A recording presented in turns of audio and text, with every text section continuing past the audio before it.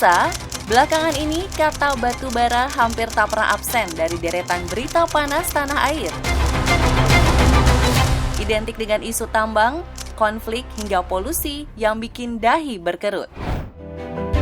Eits, tapi tahan dulu pemirsa.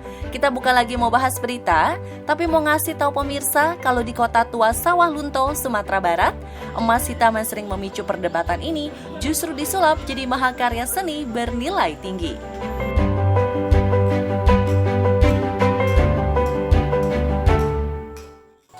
Perkenalkan, nama saya Supriyadi Prima Putra, pengrajin batubara Sawah Lunto.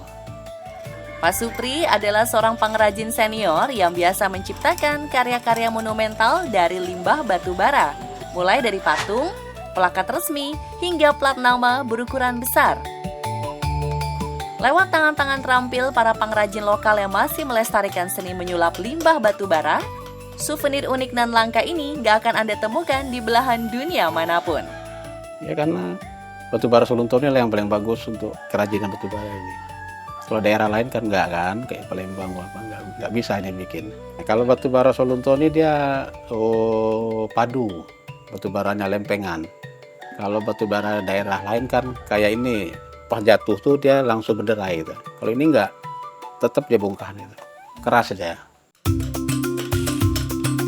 Tekstur alami dan warna hitam pekatnya memberi kesan mewah yang bahkan bisa tahan hingga puluhan tahun loh.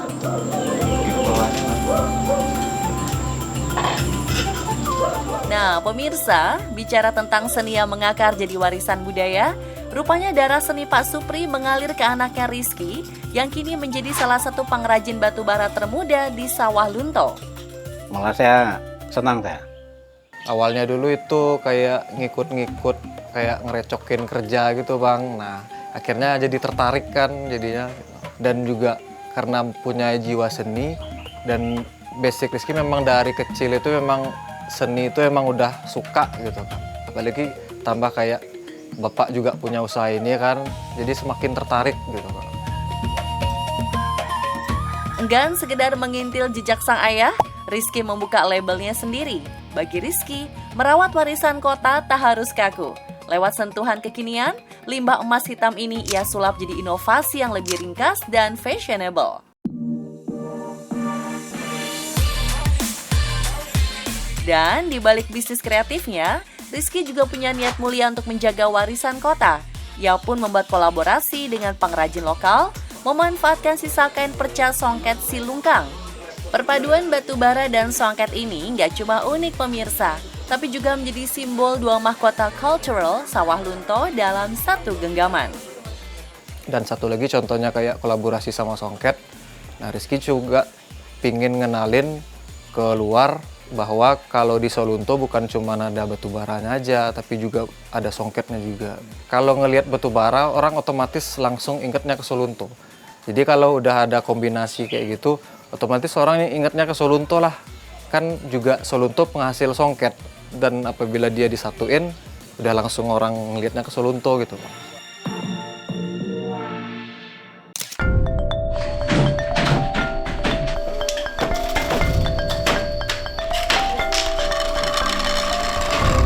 Pemirsa, mungkin kita udah biasa mendengar kata songket, salah satu kain warisan budaya di beberapa daerah. Tapi songket silungkang, mungkin belum banyak yang tahu kalau ini adalah salah satu kain songket tertua di Indonesia. Dari kerasnya batu bara, kita mau ajak pemirsa mendalami kelembutan songket silungkang yang ada di tengah perbukitan asri Sawah Lunto. Ini dia Desa Lunto Timur, Kecamatan Lembah Segar, salah satu desa penghasil songket silungkang. Di tengah suasana alamnya yang tenang, ada desik mesin tenun tradisional yang tak pernah berhenti.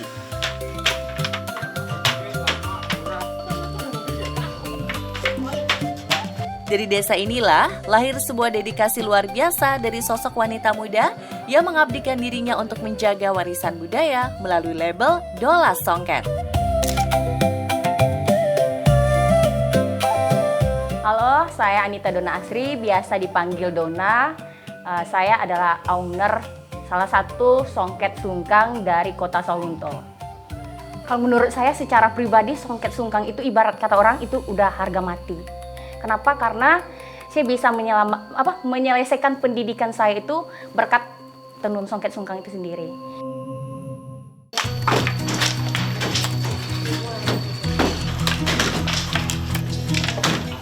Selain karena kecintaan yang mendalam pada songket silungkang, rupanya Dona juga memiliki niat tulus merawat tradisi kampung halaman agar tak tergerus oleh zaman. Saya tinggal di salah satu desa yang jauh dari pusat kota. Mindset dari sebagian penduduk di tempat saya itu kalau udah sukses itu harus kerja kantoran gitu kan. Sementara saya sendiri masih memilih untuk bertenun. Jadi saya berpikir bahwasanya saya harus melepaskan image yang seperti itu. Kalau kamu mau jadi penenun yang berbeda gitu. Dan alhamdulillah di tahun 2017 saya membawa nama Indonesia khususnya waktu itu kan, terutama spesialnya songket sungkang itu untuk demonstration di Brussels. Meski desanya jauh dari pusat kota, dedikasi Dona mampu membuat songket silungkang memancarkan kilaunya. Kain tenun khas Sawah Lunto ini sukses ia bawa terbang melintasi benua, unjuk gigi di mata dunia, membuktikan bahwa tradisi lokal bisa menjadi kebanggaan global. Jadi saya bawa alat tenun di sana, terus kita demonstration tenun di sana, itu 2 hari gitu. Jadi di sana saya memperkenalkan bahwasannya tenun songket sungkang ini pembuatannya seperti ini gitu. Dan alhamdulillah para visitor itu mereka tuh sangat tertarik gitu kan. Dan mereka mencoba untuk bertenun walaupun tenun saya banyak yang rusak jadinya. Tapi nggak apa-apa, melihat mereka itu senang dan tertarik itu udah salah satu kebanggaan yang luar biasa menurut saya. Ketenaran songket silungkang hingga ke Brussels, Belgia tentu tak lahir dari ruang hampa.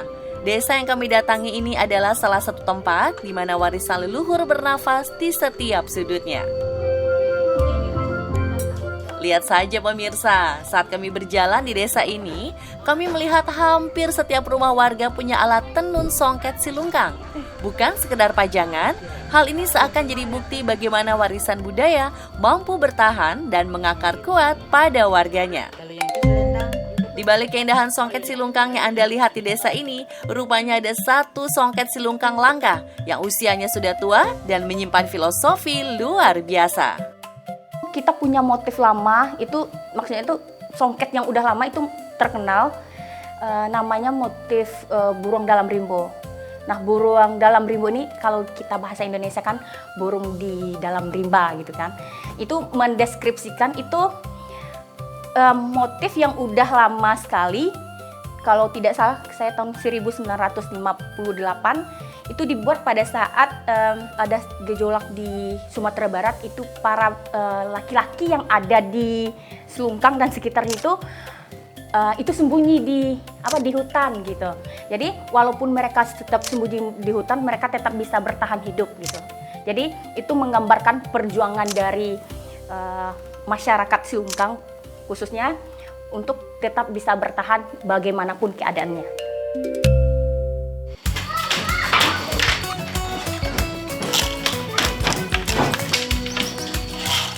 Enggan melihat songket silungkang hanya jadi penghias lemari, Dona melakukan terobosan berani. Ia menyulap kain tenun ini jadi koleksi ready to wear, kekinian yang nyaman dan bisa dipakai sehari-hari. Mulai dari rompi yang edgy, kemeja elegan hingga blus yang anggun. Di balik kebanggaannya pada songket silungkang, rupanya ada mimpi besar Dona yang menjadi bahan bakar semangatnya untuk terus melestarikan warisan budaya ini. Kenapa ya batik bisa sampai se-eksis gitu sementara songket silungkang belum gitu. Jadi saya berharap next time mungkin songket silungkang bisa menjadi seperti batik, tidak hanya dikenal di Indonesia tapi bisa dikenal di luar juga gitu. Pemirsa, mimpi yang diucapkan Dona adalah denyut nadi yang juga dirasakan seluruh warga Sawah Lunto. Bukan sekedar asa, melainkan aksi nyata. Ini dia helatan Sawah Lunto International Songket Silungkang Carnival yang rutin diselenggarakan sejak 11 tahun lalu.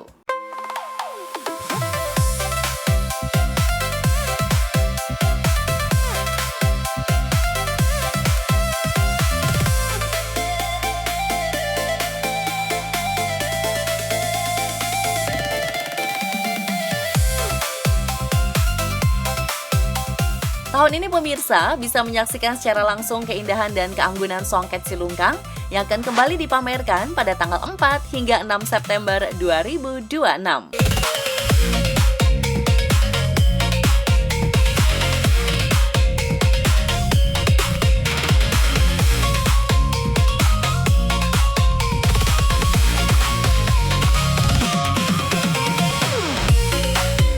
Bukan sekedar pesta budaya, melainkan penegasan kembali bahwa dari kota kecil ini, sebuah identitas budaya layak menyapa panggung dunia.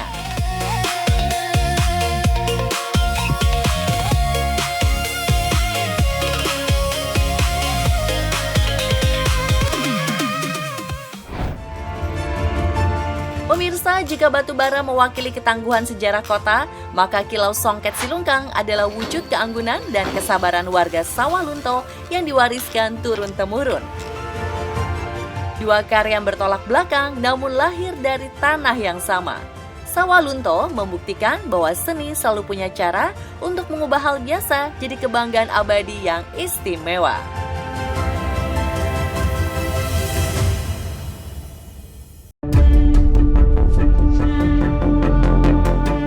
Pemirsa, menyambut Hari Kemerdekaan pada 17 Agustus nanti, On The Spot akan membawa Anda napak tilas kisah perjuangan yang jarang tersentuh di ranah Minang.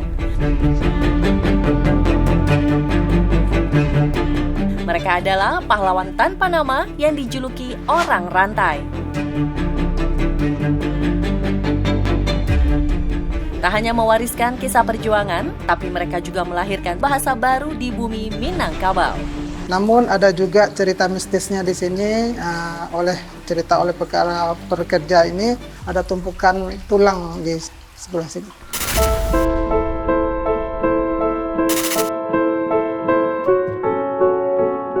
Seperti apa kisahnya? Saksikan On The Spot Spesial Ranah Minang, episode Hari Kemerdekaan, Senin 17 Agustus, pukul 6 sore, hanya di Trans 7.